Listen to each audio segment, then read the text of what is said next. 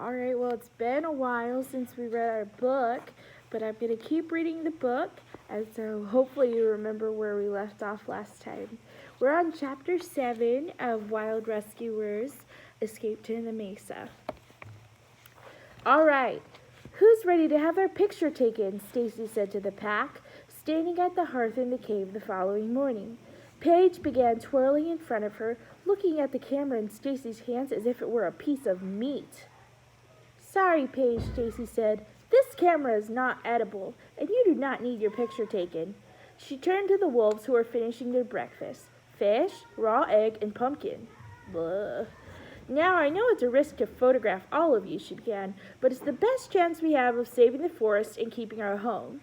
And to make sure they don't find our cave, I propose we take the photos in a part of the taiga we hardly ever go to. I was thinking the forest of perpetual darkness. All of the wolves' ears perked up. Addison's jaw dropped open, a piece of pumpkin falling back into her wooden bowl. The forest of perpetual darkness was a particularly gloomy patch of the taiga biome, northwest of their cave. Stacy always got the impression the wolves were somewhat spooked by it, which was strange. She had never known her wolves to be afraid of anything.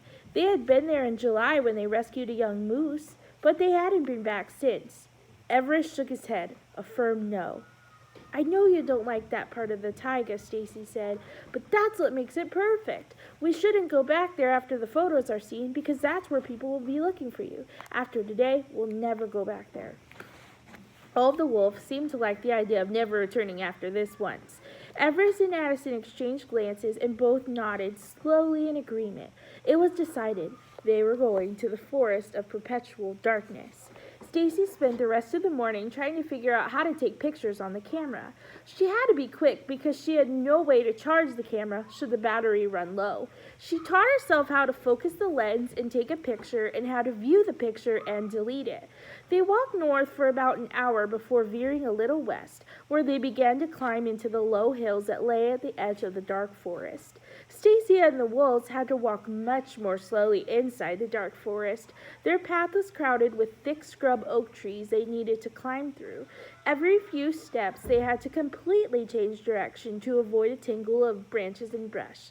Progress was extremely slow, and about an hour or so later, Stacy decided they'd gone in far enough. But just as she slowed to a stop, Everest and Addison quickened their pace. Hold on, Stacy called out. I think this area will work fine. Everest motioned for the group to keep going. Stacy said, slightly annoyed. No one is going to be able to tell north from south in any photo we take here if you're worried about someone tracking us back to our cave. But the scrub oak trees are a dead giveaway that we're in the dark forest. And that big patch of podzol over there proves this is still the taiga. It's perfect. Let's just take the pictures here so we can get home before it gets dark. Relenting, Everest circled back to where Stacy was standing with the other wolves. He nudged her, hurrying her along. Okay, Stacy said, putting her arms around Wink and Noah as if they were huddling sports team. All of you need to be in the photo, because the more Arctic wolves there are, the better the chance they'll want to protect the land as your habitat. So spread out, but don't get so far that you go out of the camera frame. Wink and Noah ran off in front of Stacy and began digging in the soft podzol. Tucker and Basil both decided to lie down and rest. Stacy wasn't sure if it was for the photos or if they were just tired from the journey there. Addison and Everest awkwardly stood side by side on Stacy's left. They seemed restless and uneasy. Back up, you two, she said, waving them away from the lens. They each took a few steps back but maintained their strange posture. It's too posed, Stacy said, with one eye squinting into the camera viewfinder. Act natural. Act like you're a pack. Like you're a pack of Arctic wolves just living your life in the taiga. Stacy lifted her head above the camera and saw that all the wolves were staring blankly at her. Right, she said. Okay, that was a dumb thing to say. Just be yourselves and don't look at the camera. Stacy peered back into the viewfinder and took a few photos. Except Wink, she called out. Wink, I want you to look at me and do that winking thing with your eye so it's clear that you're the wolf from the original photo. Stacy took about 30 photos, including some close-ups of individual wolves, and then quickly turned off the camera to conserve the battery. Okay, we got it, she said triumphantly. You all did amazing for your first photo shoot. Now let's go home. Later that night, Stacy sat in her rocking chair with Paige on her lap. scrolling through the photos on the camera. She wanted to make sure the wolves looked like wild wolves in all the pictures. She wasn't sure yet how she planned to get the camera back to Jack. She still needed to figure that out. As she cycled through the photos, she stopped on one of Addison and Everest. Everest had a strange expression in this one, as if he was looking back at someone or something behind him. Of course, I should have directed some of them to look slightly nervous, since they're supposed to look like they're being spied on, not posing for the photos. Good thinking, Everest. But what was he looking at? Stacy zoomed in on the photo, particularly on a large tree in the distance that was covered with vines. There was something in the tree. It looked like... Stacy couldn't believe it. It looked like a helicopter blade. What would a helicopter be doing in the forest? With a chill, she realized Addison and Everest knew this was there and they didn't tell me. Why?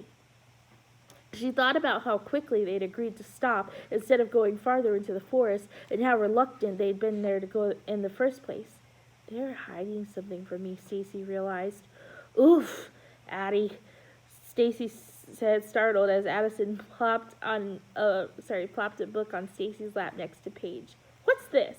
Stacy held the book up, an old atlas they'd salvaged from the dumpster behind the village library, and looked at the page it was open to. It was the last page of a section about the national parks of the United States of America.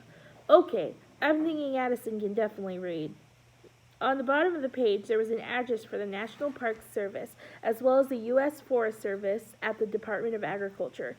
Addie, this is it, Stacy said excitedly. This address and book are probably older than me, but it's worth a try. She turned the camera over and ejected the memory card like she'd seen tourists do in the past. We'll send this to the Forest Service, along with a letter about the wolves, and that way we don't have to explain to Jack how we took the photos. She felt bad about taking Jack's memory card, but he had been hoping to get photos of the wolves for just this purpose anyway.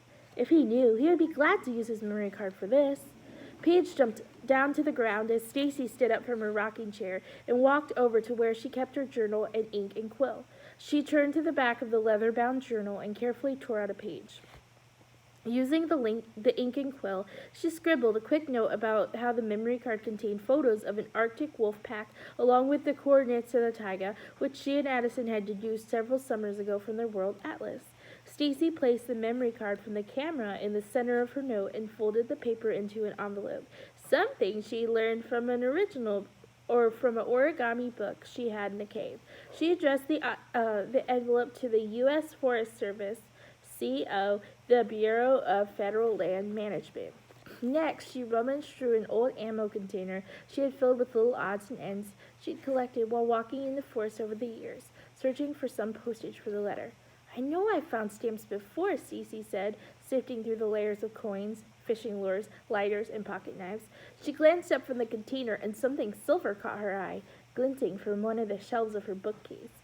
It was for the charm bracelet Everest had given her for her rescue day. Stacy picked it up, letting the chain run between her fingers, and looked at the charms. A horse, a helicopter, a book, the letter S, a mermaid. She twisted the little helicopter between two fingers. It made her think of the helicopter blade in the picture from the dark forest. Why did both those things give her a strange hollow feeling in her chest, as if she'd forgotten something very important? Addie, Stacy asked, do you know where Everest found this bracelet? She looked down, but Addison was avoiding her eyes. Instead, the graceful wolf nosed at the ammo container. Stacy looked down again and saw what she had been looking for, an old roll of postcard stamps with little hummingbirds on them. She turned around to see Addison standing at her desk with her tongue out. Why, thank you, Addie, Stacy said, ripping a stamp from the roll and pressing it to Addison's tongue and then onto the envelope. We better add two, just in case.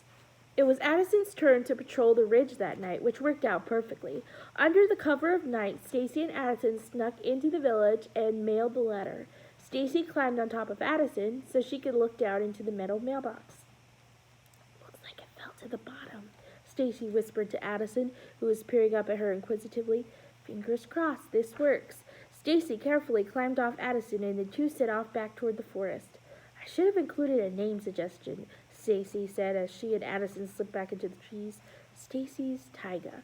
Addison rolled her eyes and gave Stacy a playful nudge. Oh, you don't like that, girl? Stacy said, wrapping her arms around Addison's neck and hugging her as they walked. Okay, let's see. Mount Stacy National Park. Addison's Acres. Stacy and Addison's National Forest. Fine. Addison's and Stacy's National Forest. Stacy's voice disappeared into the sound of the swaying taiga trees that enveloped them as they made their way back to the cave by the light of the stars.